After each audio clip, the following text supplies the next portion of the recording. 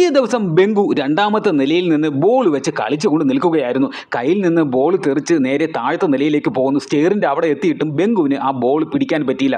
തിരിഞ്ഞു നോക്കിയതും പ്രേതം പുറകിലുണ്ടായിരുന്നു. പ്രേതം ബെങ്കുവിനെ പേടിപ്പിക്കുന്നു. ബെങ്കുവിൻ്റെ ബാലൻസ് തെറ്റി സ്റ്റെയറിൽ നിന്ന് താഴേക്ക് വീഴാൻ പോകുന്നു.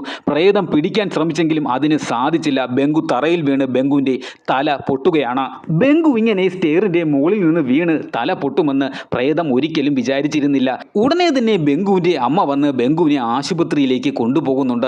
ഡോക്ടർ നോക്കിയിട്ട് പറയുന്നു ബെങ്കുവിന് വേറെ കുഴപ്പമൊന്നുമില്ല, സീരിയസ് ആയ ഇഞ്ചുറി ഒന്നും ഇല്ല എന്ന് പറയുന്നു. അമ്മ ബെങ്കുവിൻ്റെ അടുത്ത് ചോദിക്കുന്നുണ്ട് നീ എങ്ങനെയാണ് മോളിൽ നിന്ന് വീണതെന്ന്. ബെങ്കു പറയുന്നു ഞാൻ ബോൾ പിടിക്കാൻ വേണ്ടി പോയതാണ്, അപ്പോൾ കാല് തെറ്റി തറയിൽ വീണതാണെന്നാണ് ബെങ്കു പറയുന്നത്. ഇത് കേട്ട പ്രേതം അമ്മ പോയതിനു ശേഷം ബെങ്കുവിൻ്റെ കയ്യിൽ പിടിച്ചിട്ട് ചോദിക്കുന്നു ഞാൻ കാരണമല്ലേ നീ മുകളിൽ നിന്ന് വീണതെന്ന്. ബെങ്കു ഉടനെ പറയുന്നു എൻ്റെ മുത്തച്ഛനും ഇതുപോലെ എൻ്റെ കയ്യിൽ പിടിക്കുമായിരുന്നു, നിങ്ങളെ കാണുമ്പോൾ എൻ്റെ മുത്തച്ഛനെ പോലെയാണ് ഇരിക്കുന്നതെന്ന്. ഇത് കേട്ട പ്രേതം അറിയാതെ കരയുകയാണ്.